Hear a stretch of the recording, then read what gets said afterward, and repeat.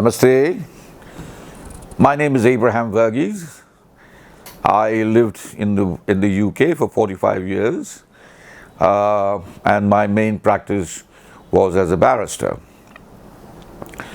I have returned to my country of India, even though I'm a citizen of Britain, not only to look after my mother, but hoped also then that I could share and be part of the young groups that are growing up and learning to improve our country.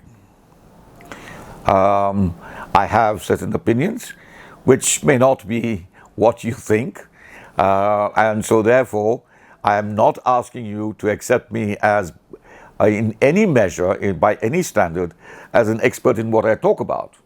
But I certainly have views that, like many of you all do, that I wish to share in answering the question that I'm going to read out to you and is part of the IELTS course. The question is, some people think women should play an equal role as men in the country's police force and the army, while others believe that women are not suited for this work. Discuss. Well, to start with, let me say that I am glad that the question states that some people, well, there are always some people who have a differing view, sometimes not substantiated, sometimes well substantiated. And it goes on to ask, they think women should play an equal role. What does that really mean, an equal role?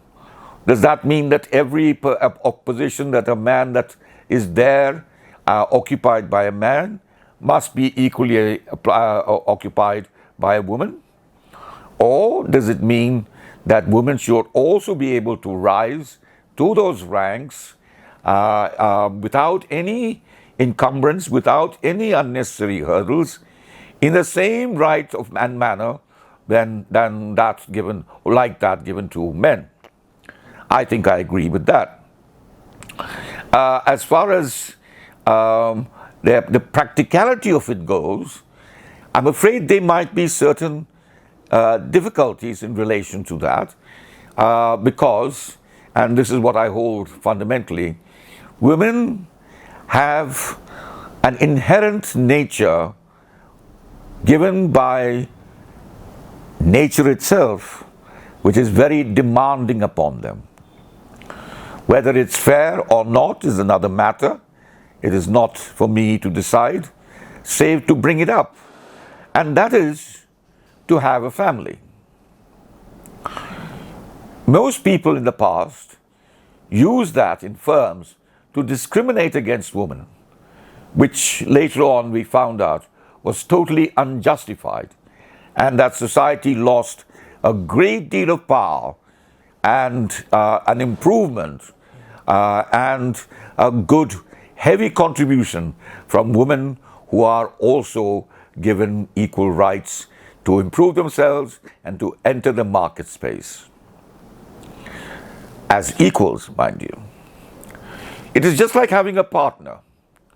Why should a woman be considered subordinate? Let us say she is being considered subordinate because she works in the home and it's not classified as work. Then what is work? She gets up early in the morning, helps the husband get ready for work. If there are children, gets them prepared for school, deals with all their truancy, their differing natures, the ability to get them up in a good mood, to prepare themselves mentally to go to school, and to make sure that they have got everything that they require for the day and be safe. Thereafter, she has got to arrange to make sure that the clothes are cleaned, that the house is kept neat and clean, that the surrounds are also clean and neat, and then she has also got to prepare for when everybody returns home. She is often the first person to get up in the mornings and the last person to go to bed. She experiences the difficulty of birth and all the corresponding issues therein.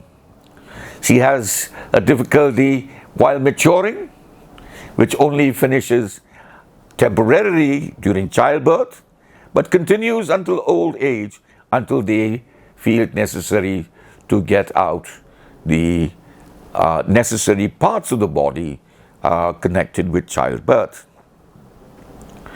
So you can see the amount of things that a woman has got to do just looking at this aspect of it. She has got to go shopping, maybe depending upon public transport. She has got to look nice and pleasant for herself and her husband.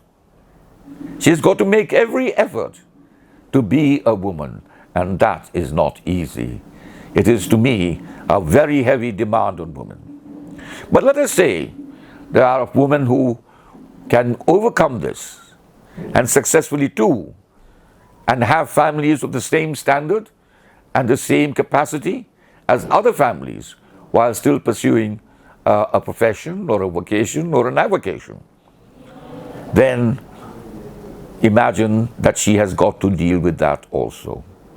She has got to prepare herself for work, mix with people that are strangers generally, go through the procedures of knowing and getting on with others at work, producing the work on time, providing a setup that is productive for the company.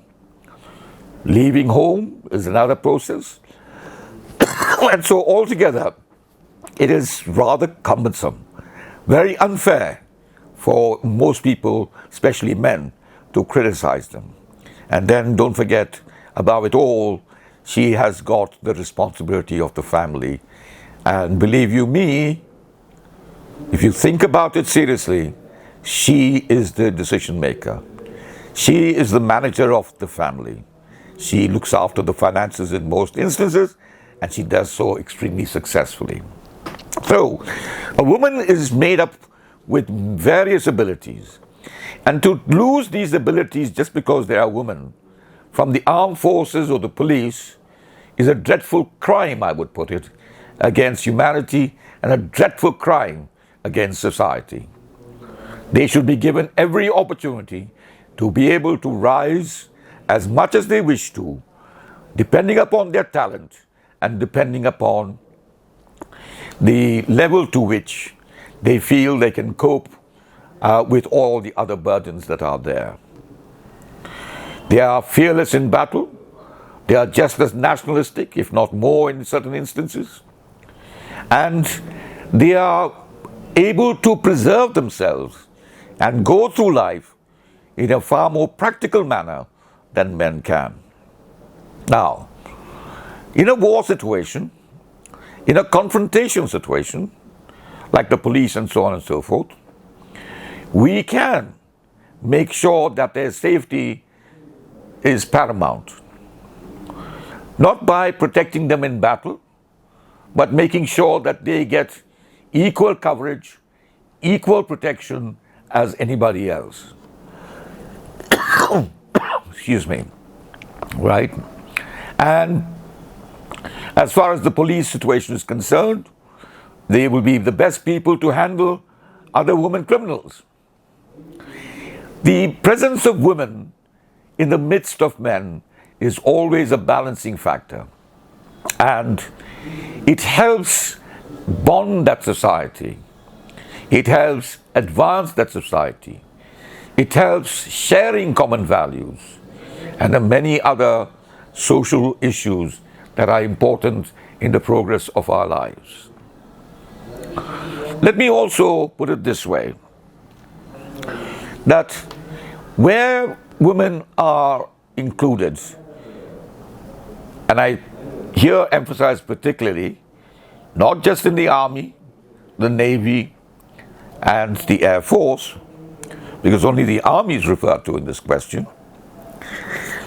In most cases, they are recognized for their capacity and ability, their commitment.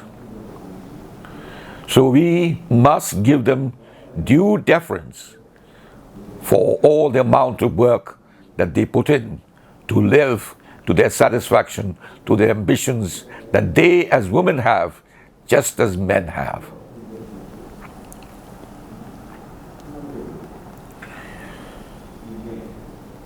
To conclude at this point, I would also like to add that women do not only contribute towards the betterment of these forces, be it the police or the armed forces, but they certainly add power and strength to it also. They undergo serious training and, as I stated earlier, are committed. But we must also be aware, as those responsible for the situation, that it's also very important to preserve women for their abilities that they have and wish to have in their future directions of life, such as having a family. They have got human rights just as much as men have. No more, no less. Just because they are generally physically weaker, I suggest that you think that they are equally more mentally strong.